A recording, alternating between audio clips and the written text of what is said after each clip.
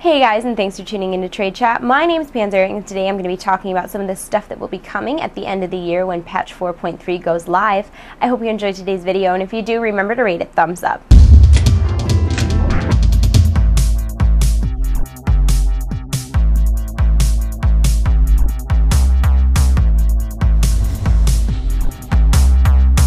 So the big news is that patch 4.3 in World of Warcraft will be the patch that brings us a raid where we will be defeating Deathwing, bringing him down.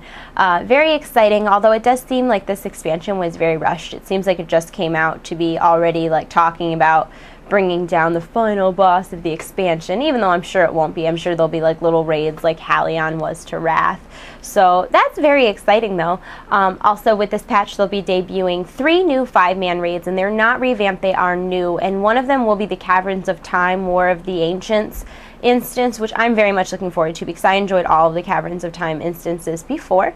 They'll also be revamping the Darkmoon Faire. There'll be an island you can go to with activities, including something called Whack-A-Knoll. So it sounds like it'll be very carnival-esque. Hopefully they'll do something with it, because right now the Darkmoon Faire is fairly useless unless you're turning in cards. So I'm really excited to see what they could potentially do with the Darkmoon Faire.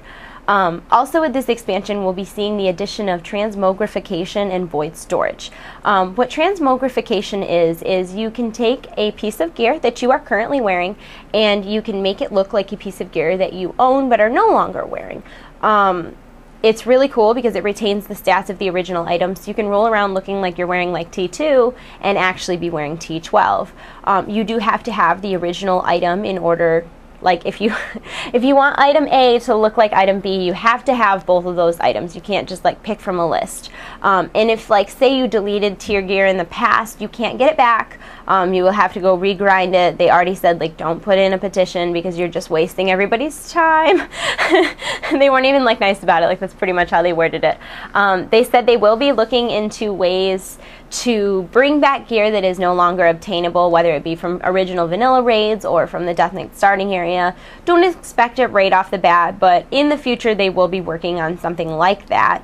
I think this is a really cool system, and it really encourages people to keep those old nostalgic pieces. I wish I had known about it before I had deleted a bunch of my old gear, because I was pretty well geared in BC, and I was decent in Wrath, although I am pathetically geared now because I have a very, very short attention span. I have 485s and like none of them are impressive, but that's okay. So I wish I had known about it before because I won't be able to get those pieces that I had back, but I do feel like this gives me a reason to go back and do like old raids, which I really enjoy, like zipping through old raids at high levels because you get to see the content without getting the frustration too.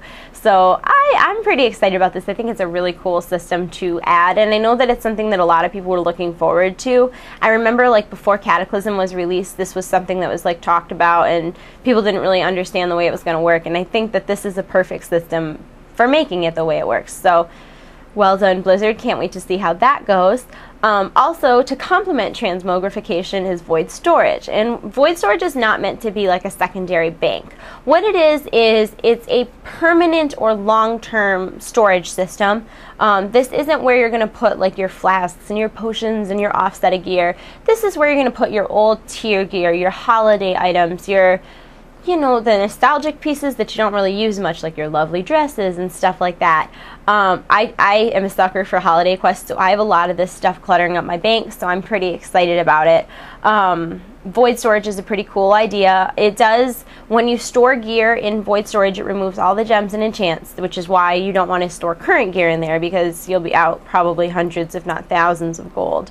But definitely a very cool system, especially for people who have been playing since vanilla and collecting that gear, and it's neat that they're offering an additional form of bank storage without it being an actual bank. I think it's a really good idea. Honestly, it probably won't be something I'm using right off the bat, because right now my bank is not full because I'm an idiot and deleted a lot of stuff.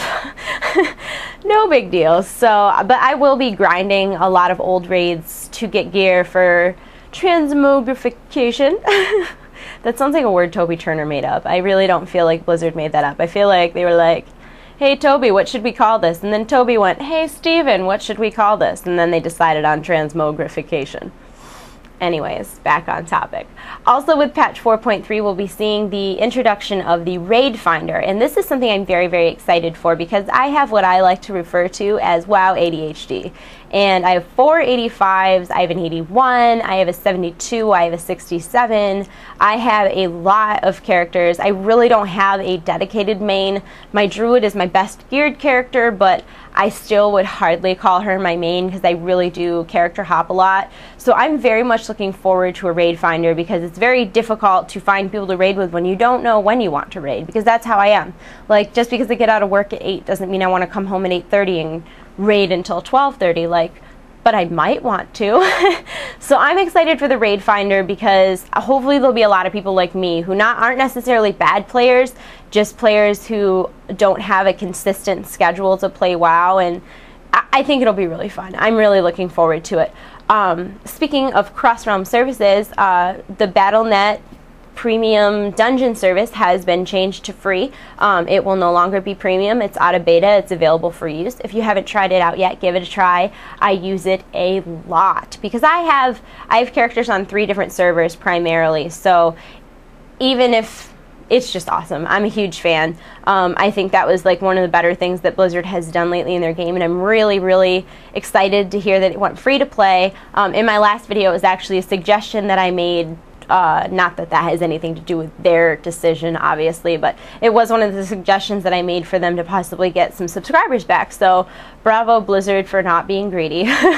Very, very much appreciated. I've used it a lot since it came out. With my sister, like I have like a 33 warrior and like a 27 druid or something like that, and they're both tanks. So I was like helping her level a couple characters, and it was cool because I didn't have to worry about, oh, you got to give me a couple days to like grind a character up to where you are. It was really neat to be able to play just on a different server and tank. It was very fun. I hope that in the future they do open that system up for Battlegrounds as well. I don't know how the balancing of that would work. I'm not a professional.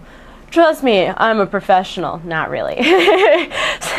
So hopefully they'll make Battlegrounds available in the future because that would be super, super awesome. Which brings me to my question of the day.